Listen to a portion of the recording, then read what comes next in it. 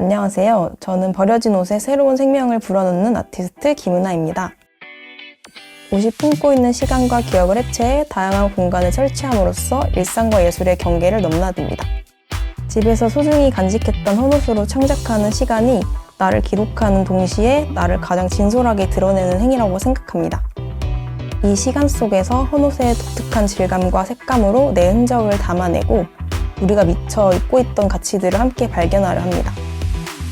시간을 걸어가는 저의 작업이 여러분에게도 새로운 감각으로 다가가길 바랍니다. 안녕하세요. 저는 김은하라고 하고요. 유행이 지나서 입지 못하거나 이제 쓸모를 잃어버린 옷들을 모아서 작업을 하고 있어요. 그리고 일상에서 이제 주로 영감을 받아서 개인적인 생각이나 해석을 더해서 작업을 하고 있습니다. 처음에 헌옷을 선택한 계기는 제가 대학교 들어가서 작업 관련해서 방향성에 대해 되게 고민이 많았었는데 교수님이 조언해 주셨던 게 그때 좋아하는 게 뭔지 찾아봐라 하셨어가지고 그림 다음으로 좋아하는 게 뭔지 되게 고민을 해봤었어가지고 옷이라는 걸 깨달았었고 그래서 너무 단순하긴 한데 그 옷을 좋아하니까 옷으로 작업을 해보자 라는 1차원적인 생각으로 이어졌던 것 같아요. 새 옷보다는 헌옷이 더 의미가 있지 않을까 하는 생각도 있어서 헌옷을 선택하게 되었습니다. 새 옷이 매력적이라고 생각하실 수도 있는데 그거는 뭔가 그냥 새 거라는 거에 의미가 되게 큰 것밖에 없는 것 같고요. 제가 생각했을 때 헌옷은 입고 있던 사람들의 추억이나 그런 흔적들이 계속 쌓이면서 되게 가치가 올라가는 느낌이라서 되게 그게 더 의미가 큰 것 같아요.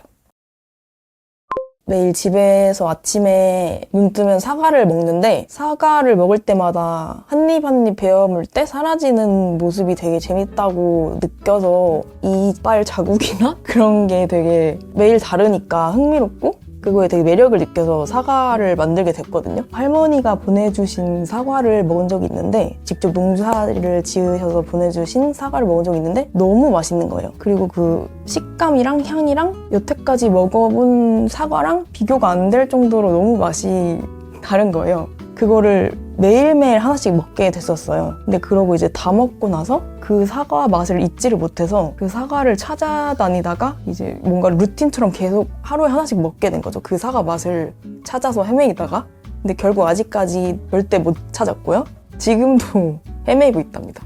케이크나 디저트를 만드는 이유는 약간 패스트푸드랑 패스트패션 연관지어서 작품을 만든 이유랑도 비슷한데 디저트랑 케이크가 겉보기엔 되게 화려하고 색깔도 되게 다양하고 일단 먹으면 달콤하잖아요. 기분은 좋고 도파민이 오르고 근데 정작 나중에 보면은 건강에 영양가 있는 건 하나도 없고 그런 게 되게 빠른 패스트 패션 이런 쪽과 화려한 옷들의 유행 이런 거랑 되게 비슷하다고 느껴서 그렇게 작업을 했었고요. 시리즈로.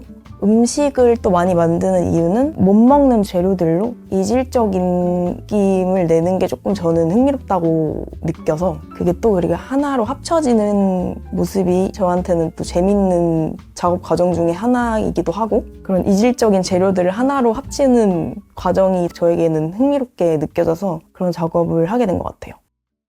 한 해가 끝나는데 집에 옷장 정리를 할 때나 신던 양말이나 이런 걸로 만들어 볼 수 있는 키링을 한번 소개해 볼까 해요. 일단 가장 먼저 필요한 재료는 신던 양말이고요. 실이랑 바늘도 필요한데 실은 그냥 굳이 양말 색에 맞추진 않아도 되고 그냥 자기 개인 취향에 맞는 색으로 준비해 주셔도 될 것 같아요. 그냥 그게 포인트가 되는 개성이 될 수도 있어서 바늘 크기는 손가락 2마디 정도 조금 넘는 크기면 좀 적당하실 것 같아요. 그리고 키링 고리가 될 만한 고리가 필요한데 저는 그런 재료가 많아서 일단은 새 거를 가져왔거든요. 근데 일단 요즘 키링이 되게 유행이었었잖아요. 그래서 쓰던 키링이나 그런 거 조금 분해해서 그런 고리를 사용하셔도 괜찮을 것 같아요.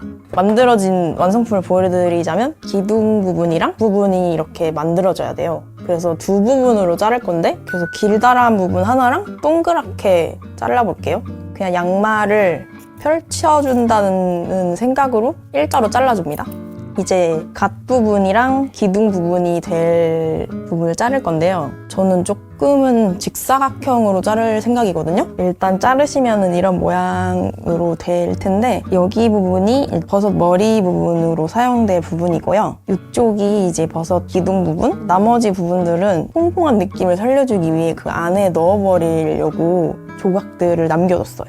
바느질을 이제 시작할 건데요. 기둥 부분을 먼저 바느질을 할 건데 쉬운 방법으로 그냥 돌돌 말아서 보여주고 싶은 겉모양을 그냥 바깥으로 말아서 바깥으로 바느질을 하려고 해요. 스티치가 보여도 그게 또 귀여운 맛이 있거든요. 버섯 모양처럼 이 밑에가 오므러지게 바느질을 할 건데요. 이렇게 처음에 바느질을 할 때 오므러질 수 있게 모양을 잡고 해주시면 좋을 것 같아요. 그리고 실밥이 튀어나와도 사실 별 상관없어요. 그냥 버섯 뿌리처럼 보일 수 있기 때문에.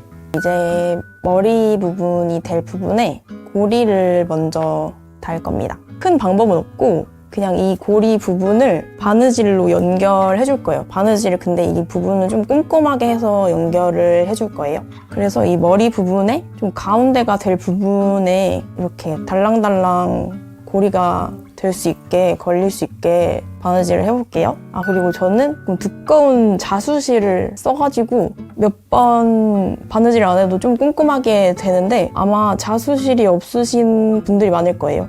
일반 실 쓰시는 분들 경우에는 좀 몇 번 겹쳐서 꼼꼼하게 바느질을 해주시는 게 잘 안 끊어지실 것 같아요. 원래 이렇게 한 겹으로 돼 있는 실이라면은 이거를 2번 이렇게 겹쳐서 실을 깬다거나 그런 방식으로 조금 더 두껍게 실을 만들어서 바느질을 해주면 꼼꼼하게 될 것 같아요.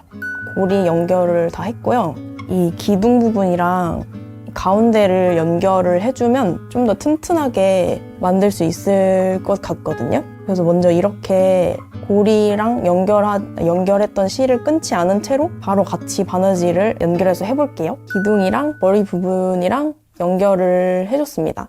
이제 마지막으로 머리 부분을 동그랗게 우리가 아는 벼슬 형태로 만들어줄 건데요. 대강 미리 보여드리자면 이런 형태로 주름을 좀 잡아서 바느질을 할 거예요. 그리고 아까 남아있던 양말 조각들을 이제 이 머리 부분에 넣기 위해서 이렇게 자르시면 되거든요. 바느질을 조금 어느 정도 모양을 잡아서 한 다음에 이거를 넣어주면서 모양을 잡을게요.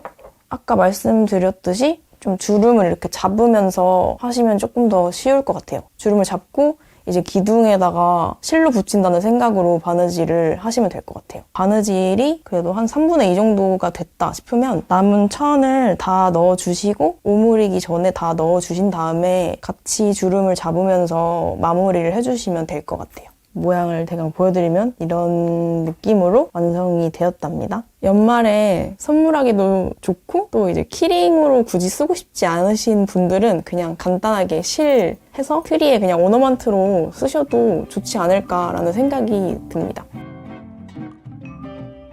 집은 이야기이다. 헌옷에는 그 옷을 입었던 사람들의 시간과 추억이 고스란히 담겨 있어요. 저는 그 이야기를 해체하고 다시 조합하여 새로운 작품으로 탄생시키는 과정에서 진정한 즐거움을 느낍니다. 헌옷의 주름, 얼룩, 낡은 자국 하나하나가 그 사람의 삶을 이야기해주거든요.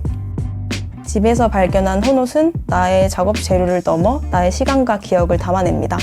이 작업을 통해 낡고 버려진 것들은 새로운 의미를 얻고 또 다른 이야기를 만들어냅니다.